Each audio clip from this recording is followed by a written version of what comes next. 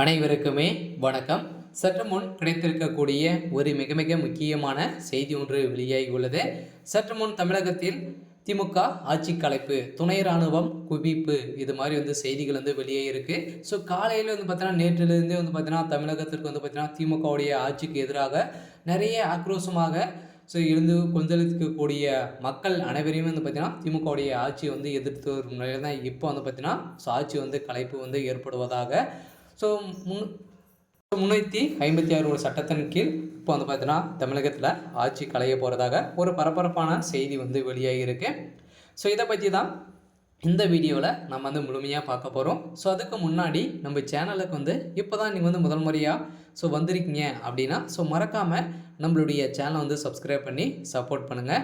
So வாங்க வீடியோக்குள்ளே போகலாம். ஸோ பார்த்தீங்கன்னா இப்போ தமிழகத்தில் பார்த்தீங்கன்னா சமீப காலமாகவே திமுகவுடைய ஆட்சிக்கு நிறைய எதிர்ப்புகள் வந்து இருக்கும் நிலையில் இப்போ பார்த்தீங்கன்னா மழையின் காரணமாக அங்கங்கே பார்த்தீங்கன்னா மழை சரிந்து நிறைய உயிர் ஆபத்துகள் ஏற்பட்டு வந்திருந்த நிலையில் பார்த்தீங்கன்னா திமுக ஆட்சிக்கு வந்ததிலிருந்தே சென்னையிலும் சரி தமிழகத்தில் முழுவதுமே சரி பார்த்தீங்கன்னா எந்த ஒரு அடிப்படை வசதியும் செய்து தராத திமுகவுடைய அரசு அனைத்து பணங்களையும் பார்த்தீங்கன்னா ஊழல் செய்து வந்த பணங்களை அனைத்தையுமே பார்த்தீங்கன்னா இப்போ பார்த்தீங்கன்னா அதான விஷயத்தில் திமுகவுடைய பேர் அடிபட்டு இருக்கு இல்லையா. ஸோ இதன் அடிப்படையில் தான் அனைத்து பணங்களும் பார்த்தீங்கன்னா அமெரிக்காவில் முதலீடு செய்து இப்போ ஈட்டி வரும் திமுகவுடைய அரசு தான் இப்போ பார்த்தீங்கன்னா மக்கள் பணத்தை ஊழல் செய்த வழக்கில் இப்போ திமுகவுடைய முதல்வர் ஸ்டாலின் அவர்கள் பார்த்தீங்கன்னா சிக்கிய சம்பவத்தினால தான் இப்போ முதல்வர் ஸ்டாலின் அவர்கள் ஒட்டுமொத்தமான கதையும் முடிந்திருக்கு.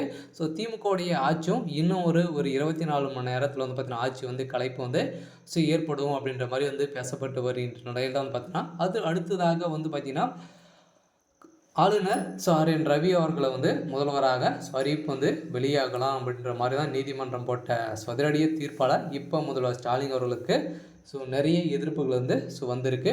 இருந்தாலும் இந்த மழையின் காரணமாக இந்த எதிர்ப்புகள் வந்திருக்கலாம். இருந்தாலும் பார்த்தீங்கன்னா திமுக அமைச்சர்கள் அங்கங்கே சென்றிருக்கக்கூடிய நிலையில் அமைச்சர்கள் மீதே கல்கள் செருப்புகள் அனைத்துமே வீசப்பட்ட சம்பவத்தினால தான் இப்போ திமுகவுடைய அரசு சட்ட ஒழுங்கை மீறி நடந்துட்டு இருக்கு அப்படின்ற மாதிரி நிறைய கட்சி தலைவர்களும் பார்த்தீங்கன்னா விமர்சனங்கள் எழுப்பி வரும் நிலையில் ஏற்கனவே பார்த்தீங்கன்னா திமுகவுக்கு எதிராக பாமகவுடைய தலைவர் ராமதாஸ் அவருடைய நிர்வாகிகள் அனைவரையுமே பார்த்தீங்கன்னா போராட்டங்கள் எதிர்த்திருந்த நிலையில் இப்போ திமுகவுடைய ஆட்சிக்கு ஒரு முற்றுப்புள்ளியாக தான் பார்த்தீங்கன்னா இப்போ நடந்திருக்கு.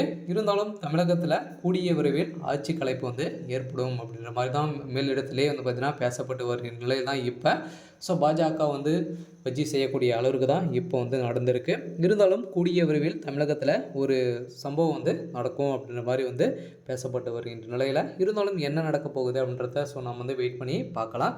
இது மாதிரி செய்திகளை தெரிஞ்சுக்கணும் அப்படின்னா மறக்காமல் நம்மளுடைய சேனலை சப்ஸ்கிரைப் பண்ணிக்கோங்க. தேங்க்யூ.